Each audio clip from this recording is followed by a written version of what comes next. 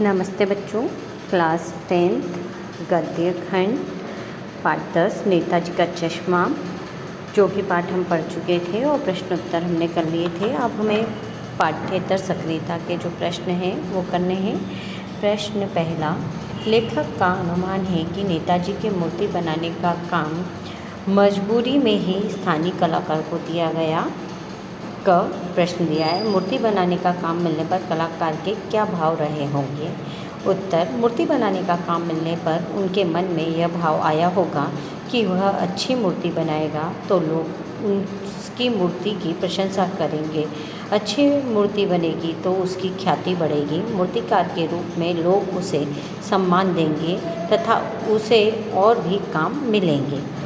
ख प्रश्न नंबर, हम अपने इलाके के शिल्पकार, संगीतकार, चित्रकार एवं कलाकार के काम को कैसे महत्व और प्रोत्साहन दे सकते हैं, लिखिए। उत्तर, हम अपने इलाके के शिल्पकारों, संगीतकारों, चित्रकारों तथा कलाकारों को विभिन्न आयोजनों में बुलाकर उनकी कला की सराहना करके उन्हें अपनी कला का प्रदर्शन करने का अवसर प्रदान करके और उन्हें पुरस्कृत एवं सम्मानित करके महत्व तथा प्रोत्साहन दे सकते हैं। जहाँ जहाँ उनकी कला की आवश्यकता है उन स्थानों की जानकारी देकर तथा संस्थानों को उन कलाकारों के बारे में सूचित करके भी उनका सहयोग कर सकते हैं। सरकारी पुरस्कारों के लिए उनसे आवेदन करा सकते हैं। प्रश्न नंबर 2, आपके विद्यालय में शारीरिक रूप से चुनौतीपूर्ण विद्यार्थी है, उनके लिए विद्यालय परिसर और कक्ष में किस किस तरह के प्रावधान किए जाएं, प्रशासन को इस संदर्भ में पत्र द्वारा समझाइए। पत्र का प्रारूप कुछ इस प्रकार है। आप अपने लेफ्ट साइड से शुरू करेंगे, सेवा में, कॉमा, फिर अगली पंक्ति में आ जाएंगे और सेवा में जो लिखा है उससे थोड़ी सी जगह छोड़कर अगली पंक्ति में लिखेंगे, श्रीमान उप शिक्षा निर्देशक, अगली लाइन, ग्वालियर संभाग, मध्य प्रदेश। फिर एक लाइन छोड़ के हेडिंग डालेंगे, विषय, विद्यालय में शारीरिक रूप से चुनौतीपूर्ण विद्यार्थियों के लिए सुव्यवस्था कराने हेतु प्रार्थना पत्र। फिर अगली लाइन में आएंगे, लेफ्ट हैंड साइड ही, महोदय, कॉमा, पैराग्राफ छोड़ के लिखते हैं। अगली लाइन से इस तरीके से लिखेंगे, हमारे विद्यालय में कई छात्र ऐसे हैं जिनकी पढ़ने के प्रति गहरी रुचि है किंतु वे शारीरिक रूप से दिव्यांग हैं। उनमें से अधिकांश चल पाने में असमर्थ हैं। वे किसी तरह विद्यालय तो आ जाते हैं किंतु ऊपर की मंजिल तक पहुंचने में असमर्थ हैं। कुछ बच्चों को सुनने में कठिनाई है।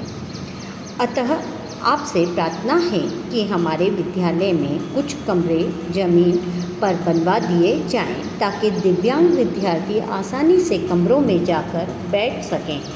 विद्यालय कुछ निर्धन विद्यार्थियों के लिए सुनने की मशीनों की व्यवस्था स्वयंसेवी संस्थाओं की मदद से करवाने का कष्ट करें ताकि कम सुनने वाले निर्धन छात्रों की समस्या हल हो सके। अब आपके लेफ़्ट साइड ही आप लिखेंगे, धन्यवाद बीचों बीच लिखेंगे अगली लाइन में, फिर लेफ़्ट साइड लिखेंगे ग्वालियर और जिस तारीख को आपने ऊपर लिखा है वह तारीख और सन। फिर जहाँ आपने लिखा है ग्वालियर उसी के जस्ट सामने यानी राइट हैंड साइड लिखेंगे भवदीय, अपना नाम और अपनी क्लास। प्रश्न नंबर 3, फेरी वाले हमारे दिन प्रतिदिन की बहुत सी ज़रूरतों का सामान बना देते हैं। फेरी वालों के योगदान व समस्याओं पर एक संपादकीय लेख तैयार कीजिए। उत्तर में हम एक फेरी वाले पर लेख लिखेंगे संपादकीय, वो आप अपने देखिए। फेरी वाले घर परिवार में दिन प्रतिदिन की छोटी छोटी आवश्यकताएं होती रहती हैं। उन घरेलू आवश्यकताओं की पूर्ति में फेरी वालों का सराहनीय योगदान रहता है। सब्जी, ब्रेड, नमकीन, साबुन, मोजे, बनियान, फल, मसाले आदि बेचने वाले घर घर गली गली में चक्कर लगाते रहते हैं। इनका बड़ा महत्व होता है। ये लोगों को बाजार जाने की दौड़ से बचा देते हैं। छोटी मोटी ज़रूरत की चीज़ें इन्हीं से मिल जाती हैं। इनके कारण बहुत सुविधा मिलती है। ये फेरी वाले प्रायः साधनहीन तथा निर्धन होते हैं। ये थोड़ा सा सामान खरीदकर मामूली लाभ लेकर बेचते हैं। इस तरह वे संपन्न नहीं हो पाते। फेरी वालों की अनेक समस्याएं होती हैं। सामान रखने के लिए इन पर ठेले साइकिल ही होते हैं। बहुत से भी तो सिर पर या पीठ पर लाद कर ही सामान बेचते हैं। ये जीवन भर प्रयास करके छोटी सी दुकान भी नहीं ले पाते हैं। साधन न होने के कारण फेरी वाले कम सामान ही लेकर चल जाते हैं। ये कई नई जगहों की तलाश करते रहते हैं जिससे सामान जल्दी बिक जाए। समाज में भी इनको सम्मान की दृष्टि से नहीं देखा जाता और न इनके प्रति लोगों का व्यवहार ही सम्मानजनक होता है। इनका जीवन चक्कर लगाने में ही गुजर जाता है। इनके बच्चे भी इसी तरह के छोटे छोटे कामों में लग जाते हैं। उनको शिक्षा दीक्षा भी नहीं मिल पाती। इनके प्रति समाज तथा सरकारों को ध्यान देकर सहयोगजनक रवैया अपनाना चाहिए। प्रश्न नंबर 4, नेताजी सुभाष चंद्र बोस के व्यक्तित्व गति पर प्रोजेक्ट बनाइए। उत्तर, नेताजी सुभाष चंद्र बोस के संबंध में निम्नलिखित जानकारियाँ हैं। नाम सुभाष चंद्र बोस, उपनाम नेताजी। जन्म 23 जनवरी 1897 ईस्वी को उड़ीसा के कटक में हुआ। इनके पिता जानकी दास एक प्रतिष्ठित वकील थे। शिक्षा दीक्षा बाल्यावस्था से ही मेधावी रहे। प्रथम श्रेणी में एंट्रेंस परीक्षा पास की। इसके बाद प्रेसिडेंसी कॉलेज कलकत्ता में प्रवेश लिया। वहाँ के अंग्रेज शिक्षक द्वारा भारतीय विद्यार्थियों के साथ अभद्र व्यवहार करने का विरोध किया। फलस्वरूप कॉलेज से निकाल दिए गए। तत्पश्चात कलकत्ता विश्वविद्यालय से उच्च श्रेणी में बीए पास की। आईसीएस के चयन हो गया, किंतु आईसीएस से त्यागपत्र देकर भारत लौट आए। भारत आकर स्वाधीनता संग्राम में सक्रिय हो गए। प्रिंस ऑफ वेल्स के भारत आगमन का विरोध किया, गिरफ्तार कर लिए गए। उन्होंने स्वराज दल की स्थापना की। सन 1918 ईस्वी में निगम के कार्यपालक अधिकारी बने। बांग्ला कथापत्र के संपादक, फचेरे फॉरवर्ड पत्र के प्रबंधक। सन 1938 ईस्वी में कांग्रेस के अध्यक्ष निर्वाचित हुए। गांधी जी से मतभेद होने पर फॉरवर्ड ब्लॉक की स्थापना। द्वितीय विश्व युद्ध के समय आमरण अनशन करने के पर नज़रबंद। सन 1941 ईस्वी में गुप्त रूप से विदेश गमन। हिटलर से मुलाकात के पश्चात आज़ाद हिंद फौज का गठन। तब से नेताजी उपनाम से विख्यात। दिल्ली चलो नारा दिया। सिंगापुर में आज़ाद हिंद सरकार की स्थापना। जय हिंद और तुम मुझे खून दो मैं तुम्हें आज़ादी दूंगा के नारे दिए। 18 अगस्त 1945 को विमान दुर्घटना में रहस्यमयी मृत्यु।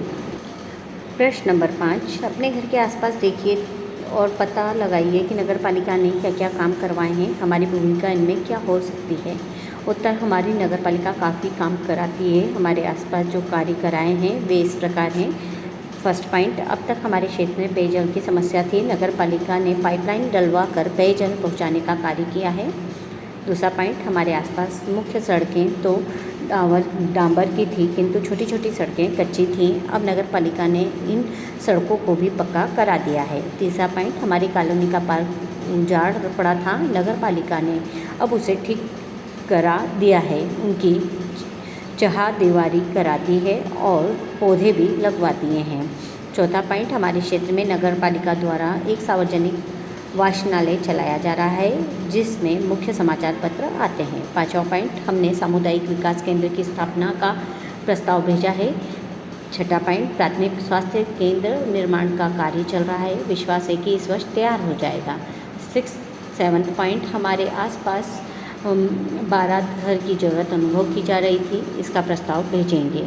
इन कार्यों में भूमिका यह हो सकती है, ये हमको बताना था इसलिए हम बता रहे हैं। इन कार्यों में हम सुरक्षा, देखभाल तथा टूट फूट का ध्यान रख सकते हैं। यदि कोई नुकसान करे तो उसे समझा सकते हैं, रोक सकते हैं। वर्षा के समय पार्क तथा कॉलोनी में पौधे लगवाएं। उनमें पानी आदि देने के लिए माली से कहते रहें।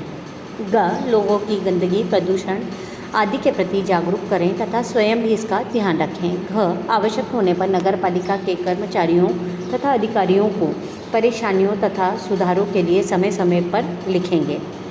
प्रश्न नंबर 6, नीचे दिए गए निबंध का अंश पढ़िए और समझाइए कि गद्य की विधाओं में एक ही भाव को अलग अलग प्रकार से कैसे प्रकट किया जा सकता है। अब आप किताब में देख लें, देश प्रेम का पूरा निबंध का एक अंश दे रखा है। मैं आपको इसको एक बार पढ़ के बताऊंगी, फिर इसको बताऊंगी कि किस प्रकार से गद्य विधाओं में, भिन्न भिन्न विधाओं में किस तरीके से इसको लिखा जाता है। देश प्रेम क्या है? प्रेम ही तो है। इस प्रेम का आलंबन क्या है? सारा देश अर्थात मनुष्य, पशु, पक्षी, नदी, नाले, वन, पर्वत सहित सारी भूमि। यह प्रेम किस प्रकार का है? यह साहचर्यगत प्रेम है, जिनके बीच हम रहते हैं, जिन्हें बराबर आंखों से देखते हैं, जिनकी बातें बराबर सुनते रहते हैं, जिनका हमारा हर घड़ी का साथ रहता है। सारांश यह है कि जिनके सानिध्य का हमें अभ्यास पड़ जाता है, उनके प्रति लोभ या राग हो सकता है। देश प्रेम यदि वास्तव में अंतःकरण का कोई भाव है तो यही हो सकता है। यदि यह नहीं है तो वह कोरी बकवास या किसी और भाव के संकेत के लिए गढ़ा हुआ शब्द है। यदि किसी को अपने देश से सचमुच प्रेम है तो उसे अपने देश के मनुष्य, पशु, पक्षी, लता, गुल्म, पेड़, वन, पर्वत, नदी, निर्झर आदि सबसे प्रेम होगा। वह सबको चाह भरी दृष्टि से देखेगा। वह सबकी सुध करके विदेश में आंसू बहाएगा। जो यह भी नहीं जानते कि कोयल किस चिड़िया का नाम है, जो यह भी नहीं सुनते कि चातक कहाँ चिल्लाता है, जो यह भी आँख भर नहीं देखते कि आम प्रणय सौरभपूर्ण मंजरियों से कैसे लदे हुए हैं, जो यह भी नहीं झांकते कि किसानों के झोपड़ों के भीतर क्या हो रहा है। वे यदि बस बने ठने मित्रों के बीच प्रत्येक भारतवासियों की औसत आमदनी का पड़ता बताकर देश प्रेम का दावा करें तो उनसे पूछना चाहिए कि भाइयों, बिना रूप परिचय का यह प्रेम के साथ जिनके दुख सुख के तुम कभी साथी नहीं हुए, उन्हें तुम सुखी देखना चाहते हो, यह कैसे समझे? उनसे कौन कोसों दूर बैठे बैठे, पड़े पड़े और खड़े खड़े तुम विलायती बोली में अर्थशास्त्र की दुहाई दिया करो। हम पर प्रेम का नाम उसके साथ न घसीटो। प्रेम हिसाब किताब नहीं। हिसाब किताब करने वाले भाड़े पर भी मिल सकते हैं, पर प्रेम करने वाले नहीं। हिसाब किताब से देश की दशा का ज्ञान मात्र हो सकता है। हित चिंतन और हित साधन की प्रवृत्ति कोरे ज्ञान से भिन्न है। वह मन के वेग या भाव पर अवलंबित है।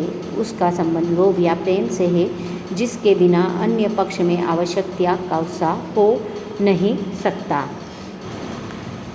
कहानी में देश प्रेम के भाव को विभिन्न कार्यों, स्थितियों, वातावरण तथा पात्रों के व्यवहार से प्रकट किया गया है, जबकि निबंध में देश प्रेम के भाव के बारे में समझाया गया है।